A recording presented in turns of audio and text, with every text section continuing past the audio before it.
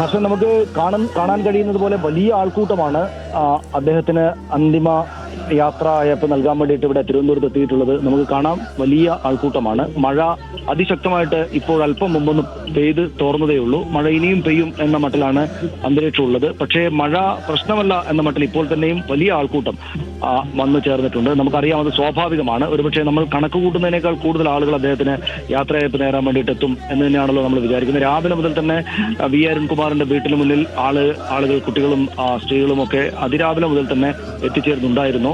നമുക്കറിയാം, അങ്ങേയറ്റം നാടകീയമായ ഒരു രാഷ്ട്രീയ ജീവിതമായിരുന്നല്ലോ അദ്ദേഹത്തിൻ്റെത്. അത്രക്ക് കരുത്താർന്ന ഒരു ജീവിതം സ്വാഭാവികമായിട്ടും മറ്റേതെങ്കിലും ഒരു രാഷ്ട്രീയ നേതാവിൽ കേരളം കണ്ടിട്ടില്ല എന്ന് തന്നെ പറയാം. നമുക്ക് അധികായന്മാരായിട്ടുള്ള നേതാക്കള് എല്ലാ പ്രദേശത്തിന് എന്ന പോലെ നമുക്കും ഉണ്ടായിരുന്നു, കേരളത്തിനും ഉണ്ടായിരുന്നു. നമ്മുടെ 3.25 കോടി ജനതയുള്ള ഈ കേരളത്തിന്റെ ഇത്രയും കാലത്തെ ദീർഘമായിട്ടുള്ള രാഷ്ട്രീയ ചരിത്രം അത്തരം അധികായന്മാരായുള്ള നേതാക്കളുടെ കൂടെ കാലമാണ്. അധികായന്മാരായിട്ടുള്ള ആ നേതാക്കൾ ചേർന്നുണ്ടാക്കിയതാണ്. പക്ഷേ 1923 അദ്ദേഹം ജനിച്ചു എന്ന് നമ്മൾ ഓർക്കണം. 1923 എന്ന് വെച്ചാൽ ഇപ്പോൾ നോക്കുമ്പോൾ എത്രമാത്രം ദീർഘമായിട്ടുള്ള ഒരു കാലയളവാണ്, എത്രക്ക് പിന്നിലാണ് ആ കാലം. അതിനുശേഷവും 2 വർഷം കഴിഞ്ഞതിന് ശേഷമാണ് ഇപ്പോഴും നീണ്ടു നിൽക്കുന്ന 2 രാഷ്ട്രീയ പ്രസ്ഥാനങ്ങൾ. ഒന്ന് കമ്മ്യൂണിസ്റ്റ് പാർട്ടി, കമ്മ്യൂണിസ്റ്റ് പ്രസ്ഥാനവും അദ്ദേഹത്തിന്റെ പ്രസ്ഥാനവും, അതിനുശേഷം RSS. ഈ 2 രാഷ്ട്രീയ പ്രസ്ഥാനങ്ങൾ പിൽക്കാലത്ത് കേരളത്തിന്റെയും ഇന്ത്യയുടെയും രാഷ്ട്രീയ സാമൂഹ്യ ഗതിയെ നിർണയിച്ച ആ രാഷ്ട്രീയ പ്രസ്ഥാനങ്ങൾ അദ്ദേഹം ജനിച്ചതിന് 2 വർഷത്തിന് ശേഷമാണ് ഉണ്ടായത്.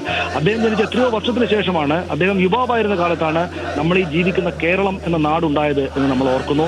അത് അദ്ദേഹം കൂടെ സൃഷ്ടിച്ചതാണ്, അദ്ദേഹം മുൻകൈയെടുത്ത് സൃഷ്ടിച്ചതാണ് എന്ന് നമ്മൾ ഓർക്കുന്നു. പിന്നീട് അങ്ങോട്ട് ഇപ്പോൾ ഹസൻ നമ്മൾ എടുത്ത് സംസാരിച്ചു തുടങ്ങിയാൽ നമുക്ക് ഓരോ രാഷ്ട്രീയ ഘട്ടങ്ങളും അങ്ങേയറ്റം സങ്കീർണവും നാടകീയതയും ഉള്ളതായിരുന്നു എന്ന് നമ്മൾ കാണണം. ഏതെങ്കിലും ഒരു രാഷ്ട്രീയ ചലച്ചിത്രത്തിന്, അങ്ങേയറ്റം ആളുകളെ പ്രസിദ്ധിക്കുന്ന ഒരു രാഷ്ട്രീയ ചലച്ചിത്രത്തിനോ മറ്റോ പൂർണ്ണമായിട്ട് ആവാഹിക്കാൻ കഴിയാനാകാത്ത വിധം ഒരു സങ്കീർണവും അങ്ങേയറ്റം നാടകീയതയാർന്നതുമായിട്ടുള്ള, അങ്ങേയറ്റം വലിയ ചുഴികളും മലരികളുമുള്ള ഒരു ജീവിതമായിരുന്നു എന്ന് നമ്മൾ ഓർക്കുന്നു. 1923 ജനിക്കുന്നു. പിന്നീട് ഹസൻ നേരത്തെ സംസാരിച്ചുവല്ലോ വിശദമായിട്ട്, അദ്ദേഹത്തിന്റെ കുട്ടിക്കാലം. അമ്മ നഷ്ടപ്പെടുന്നു, അച്ഛൻ നഷ്ടപ്പെടുന്നു, വസൂരി ബാധിച്ച് അമ്മ ദൂരെ മരിക്കുന്നത്, ദൂരെ നിന്ന് നോക്കി നിൽക്കേണ്ടി വന്ന ബാല്യം, അതും കടന്ന് അച്ഛന്റെയും അമ്മയുടെയും നഷ്ടപ്പെടലിനെയും കടന്ന് അക്കാലത്തിന്റെ എല്ലാ നിസ്സംസതയാർന്ന സാമൂഹ്യ സാഹചര്യങ്ങളെയും കടന്നിട്ട് ജാതി പ്രശ്നങ്ങൾ അതിനകത്തുണ്ട്, പട്ടിണിയുണ്ട്, ദാരിദ്ര്യമുണ്ട്, ഭക്ഷണം കഴിക്കാൻ കിട്ടായികയുണ്ട്, കൂലിപ്പണി, ശരീരം കൊണ്ട് ജോലി ചെയ്യേണ്ടുന്ന സാഹചര്യങ്ങളുണ്ട്. ഇക്കാലത്ത് നിന്ന് നോക്കുമ്പോൾ എത്രയ്ക്കോ ദൂരെയായിട്ട് തോന്നുന്ന ആ കാലത്തിന്റെ സങ്കീർണതകളെയും അതിന്റെ പ്രശ്നങ്ങളെയും എല്ലാം മറികടന്ന് വന്ന ഒരു അതിസാഹസികമായ ജീവിതം എന്ന് തന്നെ പറയാം.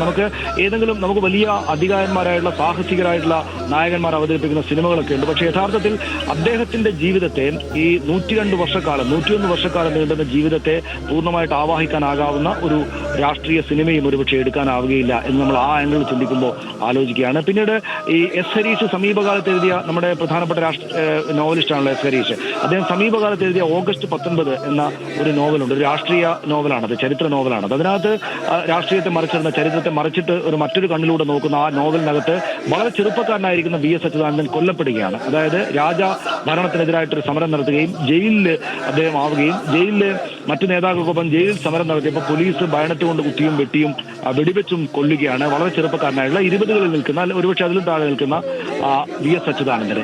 യഥാർത്ഥത്തിൽ ആ നോവലിൽ, അത് ഫിക്ഷനിൽ കൽപ്പിത കഥയിൽ പറയുന്നത് പോലെ തന്നെയും വളരെ പെട്ടെന്ന് ഇല്ലാതായി പോയേക്കാവുന്ന ഒരു ജീവിതമായിരുന്നു VS അച്യുതാനന്ദൻ്റെ. ആ കാലത്ത് തന്നെ കൊല്ലപ്പെടാനാകാവുന്ന ഒരു ജീവിതമായിരുന്നു എന്ന് നമ്മൾ ഓർക്കുന്നു. അതൊരു സാഹിത്യമായിട്ട് പിന്നീട് നോവലായിട്ട് എഴുതാൻ പാകത്തിന് അദ്ദേഹം ജീവിച്ചിരുന്നു എന്നത് കേരളത്തിന്റെ കൂടെ ഒരു മഹാഭാഗ്യം എന്ന് നമ്മൾ ഈ ഘട്ടത്തിൽ കാണുകയാണ്. ആ കാലത്തൊന്നും അദ്ദേഹം കൊല്ലപ്പെടാതെ കാത്തു. അദ്ദേഹം രാഷ്ട്രീയ നേതാവായി, രാഷ്ട്രീയ പ്രസ്ഥാനത്തിന്റെ ഭാഗമായി, വലിയ നേതാവായി. അദ്ദേഹത്തെ എന്നിട്ടും പൂഞ്ഞാറിൽ വെച്ച് നമുക്കറിയാം പോലീസ് കൊണ്ടുപോവുകയും കാല് തുളച്ച് ബയണറ്റ് കയറ്റുകയും ചെയ്ത് ചോരയൊലിച്ച് മരിച്ചെന്ന് കടന്നെടുക്കുന്ന അദ്ദേഹത്തെ, ഇതൊക്കെ ഇപ്പോൾ കേരളത്തിൽ എല്ലാവർക്കും അറിയാവുന്ന സംഭവമായിട്ട് മാറി. നമ്മളതിനെ ഓരോ കഥകളെയും ഹർഷൻ നമ്മൾ വേറിട്ട് ആലോചിച്ച് നോക്കുമ്പോൾ എന്തൊരു സങ്കീർണവും സംഘർഷഭരിതവുമായിട്ടുള്ള ജീവിതമായിരുന്നു അത് എന്ന് നമുക്ക് തോന്നും. ഇപ്പോൾ ഇന്നലെ മുതൽ യൂട്യൂബിലും ഫേസ്ബുക്കിലും ഒക്കെ ഓടിക്കൊണ്ടിരിക്കുന്ന വീഡിയോകളിൽ അദ്ദേഹം പഴയ അഭിമുഖങ്ങളിൽ, പ്രത്യേകിച്ച് ഇന്നസെന്റിനെ കൊടുത്ത അഭിമുഖങ്ങൾ, അദ്ദേഹം ഈ ഒരു കാര്യം പറയുന്നുണ്ട്. അന്ന് അക്കാലത്ത് പോലീസ് സ്റ്റേഷൻ ജയിലിൽ കിടക്കുകയും മരണത്തിന്റെ പക്കോളം എത്തിയിട്ട് തിരിച്ചു വന്നതിന്റെ കഥയുമൊക്കെ അദ്ദേഹം അങ്ങേയറ്റം നിസ്സംഗമായിട്ട് അദ്ദേഹം പറയുന്നുണ്ട്. അദ്ദേഹത്തിന്റെ ആ പ്രായത്തിൽ അദ്ദേഹം പറയുന്നുണ്ട്. പിന്നീട് അത്രക്ക് തീഷ്ണമായിട്ടുള്ള യൗവന ജീവിതം കടക്കുന്നു. പിന്നീട് അദ്ദേഹം 40കളിലേക്ക് എത്തിയിട്ട് അദ്ദേഹത്തിന്റെ രാഷ്ട്രീയ പാർട്ടിയെ അതിശക്തമായിട്ടൊരു പ്രസ്ഥാനമായിട്ട് വളർത്തുകയാണ്. പക്ഷേ നമ്മൾ കാണുന്ന കാലം എത്തുമ്പോഴേക്കും, എന്ന് വെച്ചാൽ ടെലിവിഷൻ ക്യാമറകളിലൂടെ, വാർത്താ ചാനലുകളുടെ കണ്ണിലൂടെ നമ്മൾ കാണുന്ന കാലമാകുമ്പോഴേക്കും നമുക്ക് ഓർമ്മയുണ്ട് അദ്ദേഹത്തിന് 75 വയസ്സ് കടന്നിട്ടുണ്ട്. അതായത് അങ്ങേയറ്റം വെറുക്കപ്പെട്ട അല്ലെങ്കിൽ എതിർപ്പ് ഉള്ള ഒരു ഒരു ആളായിരുന്നു അദ്ദേഹം. 3 തവണ CPM-ന്റെ സംസ്ഥാന സെക്രട്ടറി ആയിരുന്ന കാലത്ത്. ഹർഷനും ഇത് കാണുന്ന ആളുകൾക്കെല്ലാം ഓർമ്മയുള്ളതാണ് അക്കാലത്ത് ഈ വെട്ടിനിരത്തൽ സമരമൊക്കെ നടക്കുന്ന കാലം എന്ന് വെച്ചാൽ അദ്ദേഹം എതിർപ്പ് പൊതുസമൂഹത്തിന്റെ ആകെ തന്നെയും വാങ്ങിക്കൊണ്ടിരിക്കുന്ന കർക്കശനക്കാരനായിട്ടുള്ള CPM-ന്റെ പാർട്ടി സെക്രട്ടറി ആയിരുന്നു അദ്ദേഹം. 3 ടേമാണ് അദ്ദേഹം പാർട്ടി സെക്രട്ടറി ആയിട്ട് നിന്നത്. പിന്നീട് പ്രതിപക്ഷ നേതാവായിട്ട് വരുന്നു. പാർട്ടിക്കകത്ത് ആഭ്യന്തരമായ പ്രശ്നങ്ങൾ ഞാൻ നേരത്തെ അത് വിശദമായിട്ട് വിശദീകരിച്ചു. 9 തവണ അദ്ദേഹം CPM-ന്റെ അച്ചടക്ക നടപടി നേരിട്ടു. 9 തവണ.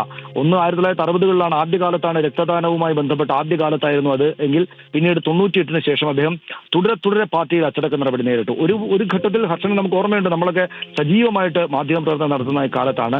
ഒരു ഘട്ടത്തിൽ അദ്ദേഹം CPIM വിടുകയാണ് എന്ന് എല്ലാവരും, അദ്ദേഹത്തിന്റെ ഏറ്റവും അടുത്ത ആളുകൾ പോലും കരുതിയിരുന്ന ഒരു കാലം ഉണ്ടായിരുന്നു. CPIM അദ്ദേഹം വിടുകയാണ് എന്ന്. പക്ഷേ അദ്ദേഹം ഇപ്പോഴും CPIM പ്രവർത്തകരുടെ അങ്ങേയറ്റം വൈകാരികമായിട്ടുള്ള വിടവാങ്ങൽ ഏറ്റുവാങ്ങിക്കൊണ്ട് അതിധീരമായിട്ടുള്ള ജീവിതത്തിന് അർഹിക്കുന്ന വിധത്തിലുള്ള അങ്ങേയറ്റം ആദരവുള്ളൊരു അന്ത്യയാത്ര അദ്ദേഹം ഏറ്റുവാങ്ങിക്കൊണ്ടിരിക്കുകയാണ്. CPIM പ്രവർത്തകർ അദ്ദേഹം ഒരുപക്ഷെ കിടപ്പിലായതിനു ശേഷം CPM-ലേക്ക് വന്ന നമുക്കറിയാമല്ലോ 5 വർഷമായിട്ട് അദ്ദേഹം രാഷ്ട്രീയ സംഭവ വികാസങ്ങളെ കുറിച്ച് അറിവുള്ള ആളെയല്ല, അതേക്കുറിച്ച് സംസാരിക്കുന്നേയില്ല.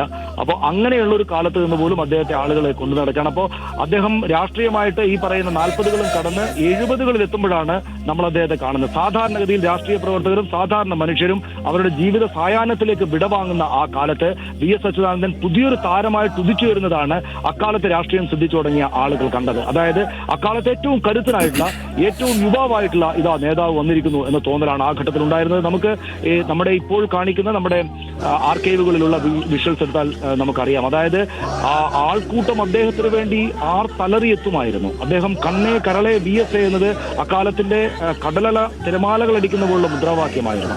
എനിക്ക് ഓർമ്മയുണ്ട്, ഏറ്റവും ഒടുവിൽ അദ്ദേഹത്തെ ഞാൻ നേരിട്ട് കണ്ടത് അദ്ദേഹം കഴക്കൂട്ടത്ത്, തിരുവനന്തപുരം കഴക്കൂട്ടത്ത്, ഇപ്പോൾ മുഖ്യമന്ത്രി പിണറായി വിജയൻ മുഖ്യമന്ത്രി ആയിരിക്കുന്ന തെരഞ്ഞെടുപ്പിന് തൊട്ട് മുമ്പുള്ള തെരഞ്ഞെടുപ്പ്. ആദ്യം അദ്ദേഹം പിണറായി വിജയൻ മുഖ്യമന്ത്രി ആയിരുന്ന ആ തെരഞ്ഞെടുപ്പിൽ VS അച്യുതാനന്ദൻ വരുന്നതാണ്. അദ്ദേഹം രാഷ്ട്രീയമായിട്ട് ശാരീരികമായിട്ട് അവശതകളിലാണ്. അദ്ദേഹത്തെ 2 പേരാളുകൾ ചേർന്ന് പതുക്കെ നടത്തിയിട്ടാണ് മൈക്കിന് മുന്നിലേക്ക് കൊണ്ടുവന്ന് നിർത്തിയത്. ഏതാണ്ട് കൊണ്ടുവന്ന് വെക്കുന്നു എന്ന് പറയുന്നത് വളരെ പതുക്കെ അദ്ദേഹത്തെ മുന്നിലേക്ക് വെച്ചത് ഞാൻ ഓർക്കുന്നുണ്ട്. പക്ഷേ മൈക്കിലേക്ക് സംസാരിച്ച് തുടങ്ങിയപ്പോൾ അദ്ദേഹത്തിന്റെ ആ ഒരു പ്രസംഗം, അദ്ദേഹത്തിന്റെ ആ കൂടി നിൽക്കുന്ന 10,000-കണക്കിന് ആളുകളിൽ, 1000-കണക്കിന് ആളുകളിൽ ആവേശമുണ്ടാക്കാൻ, ഊർജ്ജമുണ്ടാക്കാൻ ഒതുങ്ങുന്ന ശബ്ദം ഞാൻ ഇപ്പോഴും ഓർക്കുന്നു. ഈ ഘട്ടത്തിൽ ഇവിടെ തിരുവനന്തപുരത്തിന്റെ ഈ വീതിയിലൂടെ അദ്ദേഹത്തിന്റെ അന്ത്യയാത്രയ്ക്കൊപ്പം നടന്നു നീങ്ങുമ്പോൾ, അതിനകത്ത് തൊട്ടടുത്തുള്ളൊരു വാഹനത്തിലിരുന്ന് ഈ കാര്യങ്ങൾ സംസാരിക്കുമ്പോൾ എനിക്ക് ആ ഘട്ടത്തിലുണ്ടായിരുന്ന വൈകാരികത അനുഭവിക്കാനാകുന്നുണ്ട്. എനിക്കറിയാം CPIM-ന്റെയോ ഇടതുപക്ഷ പ്രസ്ഥാനത്തിന്റെയോ പ്രവർത്തകരോ അനുഭാവികളോ ആയ ആളുകൾക്ക് മാത്രമല്ല, VS അച്യുതാനന്ദൻ ഒരു ഘട്ടത്തിൽ അദ്ദേഹം അതിശക്തമായിട്ട് എതിർത്തുകൊണ്ടിരുന്ന BJP-യുടെയും RSS-ന്റെയും അണികൾക്ക് പോലും അങ്ങേയറ്റം പ്രിയങ്കരനായിട്ടുള്ള ആളായിരുന്നു. അത് അദ്ദേഹത്തിന്റെ ഈ രാഷ്ട്രീയമായിട്ടും വ്യക്തിപരമായിട്ടും അദ്ദേഹത്തിനുള്ള അങ്ങേയറ്റം ആന്തരികമായ കരുത്ത്, അദ്ദേഹത്തിന്റെ ആന്തരിക ഊർജ്ജം, അത് വളരെ പ്രധാനപ്പെട്ടതായിരുന്നു. ആന്തരിക ഊർജ്ജത്തിന്റെ പ്രതിഫലനം ഇങ്ങനെ മാത്രം ഓർത്താൽ മതി. 70-കളിൽ അദ്ദേഹം വീണ്ടും ജീവിതത്തിൽ ഒരു ഇന്നിംഗ്സ് തുറക്കുകയാണ് ചെയ്തത്. 82-ാമത്തെ വയസ്സിലാണ് അദ്ദേഹം 82-ാമത്തെ വയസ്സിലാണ് അദ്ദേഹം സംസ്ഥാനത്തിന്റെ മുഖ്യമന്ത്രി ആകുന്നത് എന്ന് ഓർക്കണം. 82-ാമത്തെ വയസ്സിൽ സാധാരണ മനുഷ്യർ എന്താണ് ചെയ്യുക എന്ന് നമ്മൾ ഓർക്കണം. അദ്ദേഹത്തിന്റെ ജീവിതത്തെക്കുറിച്ച് എക്കാലത്തും നമുക്ക് ആലോചിക്കാവുന്ന കാര്യമാണ്. 12-ാമത്തെ വയസ്സിൽ നിങ്ങൾ എന്തായിരുന്നു ചെയ്തിരുന്നത് എന്നോർക്കുമ്പോൾ VS അച്യുതാനന്ദൻ അദ്ദേഹത്തെ ജാതീയമായിട്ട് അധിക്ഷേപിക്കാൻ വന്ന ആളുകളെ അരയിൽ കിടന്ന സ്വർണ്ണ മാല ഊരി അടിക്കുകയായിരുന്നു, അല്ലെങ്കിൽ സ്വർണ്ണ തുടരൂരി അടിച്ച് ഓടിക്കുകയായിരുന്നു അദ്ദേഹത്തെ. 12-ാമത്തെ വയസ്സിൽ അദ്ദേഹത്തിന് 20-ാമത്തെ വയസ്സിൽ എന്തായിരുന്നു ചെയ്യുകയായിരുന്നു എന്ന് ചോദിക്കുമ്പോൾ ഹരീഷ് പറയുന്നത് അദ്ദേഹത്തിന്റെ 20-ാമത്തെ വയസ്സിൽ ധീരമായിട്ട് പോരാടിയിട്ട് വെടിയുണ്ടുകൾക്കിരയായിട്ട് കൊല്ലപ്പെടുക, രക്തസാക്ഷിയാവുക എന്നതിലേക്ക് പോകാവുന്ന ഒരു ജീവിതമായിരുന്നു 20-കളിൽ എന്നാണ്. 30-കളിൽ എന്തായിരുന്നു അദ്ദേഹം? 30-കളിൽ അദ്ദേഹം അപ്പോൾ മാത്രം ഉണ്ടായിട്ടുള്ള അദ്ദേഹത്തിന്റെ രാഷ്ട്രീയ പാർട്ടിക്ക് വേണ്ടിയിട്ട് അതിശക്തമായിട്ട് പോരാടുകയായിരുന്നു. ഇനി